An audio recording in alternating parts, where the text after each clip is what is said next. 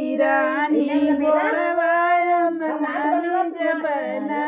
हमारी चुटकी पिरैली गोड़वाया बनामी जबना हमारी चुटकी पिरैली गोड़वाया बनानी जबना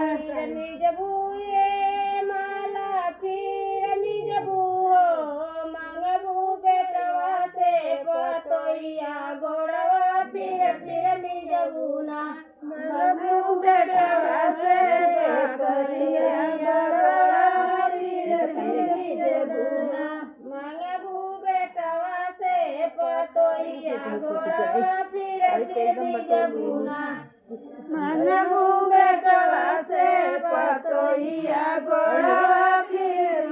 जबुना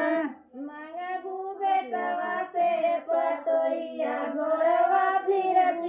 जबुना मनबू बेटवा से पतोइया गोड़वा फिर जबुना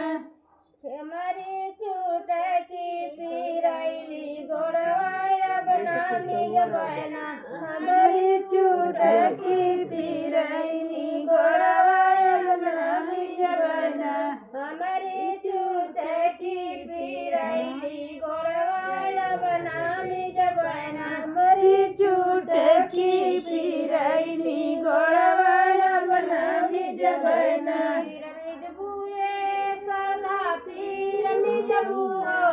मंगबू पोता से पतोइया गोड़वा फिर जबुना मनबू पोता से पतोइया गोड़वा फिर जबुना मंगबू पोता से पतोइया गोड़वा फिर जबुना मनबू पोता से पतोइया गोड़वा फिर जबुना हमारी चुटकी पिराले गोड़वाया बनामी जबना हमारी चुटकी पिरानी गोड़वाया बनामी जबना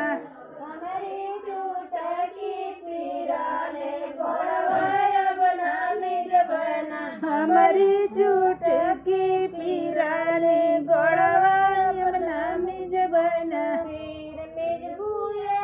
अनीता फिर मिजबुओ मंगबू बेटवा से पतोइया गोड़वा फिर मिजबुना मंगबू बेटवा से पतोइया गोड़वा फिर जबुना हमारी चुटकी पिराले गोड़वा मंगबू बेटवा से पतोइया गोड़वा फिर जबुना फिर मिजबुए ससकला फिर मिजबुओ मंगबू बेटवा से पतोइया गोड़वा फिर मिजबुना मंगबू बेटवा से पतोइया गोड़वा फिर जबू हमारी चुटकी पिराले गोड़वा बनामी जबना हमारी चुटकी पिराले गोड़वा फिर जबुना हमारी चुटकी पिराले गोड़वा फिर जबुना हमारी चुटकी पिराले गोड़वा फिर जबुना फेर मिजबुए गीता फेर मिजबुओ मंगबू बेटा से पतोइया गोड़वा फिर मिजबुना मंगबू बेटवा से पतोइया गोड़वा फिर जबुना मंगबू बेटा से पतोइया गोड़वा फिर मिजबुना मंगबू पोता से पतोइया गोड़वा फिर जबुआ हमारी चुटकी पिरैली हाथ गोड़वाया बनामी जबना हमारी चुटकी पिरैली गोड़वाया बनामी जबना फिर मिजबुए रीता फिर मिजबुओ मंगबू बेटा से पतोइया गोड़वा फिर मिजबुना मंगबू पोता से पतोइया गोड़वा फिर जबुआ मंगबू बेटवा से पतोइया गोड़वा मंगबू बेटवा से पतोहिया गोड़वा फिर मिजबू हमारी चुटकी पीरैनी गोड़वा बना मिजबना हमारी चुटकी पीरैनी गोड़वा अपना मिजबना फिर मिजबू ये सोनम फिर मिजबू मंगबू बेटवा से पतोहिया गोड़वा फिर मिजबूना मंगबू बेटवा से पतोहिया गोड़वा फिर मिजबूना मंगबू बेटवा से पतोहिया गोड़वा फिर मिजबूना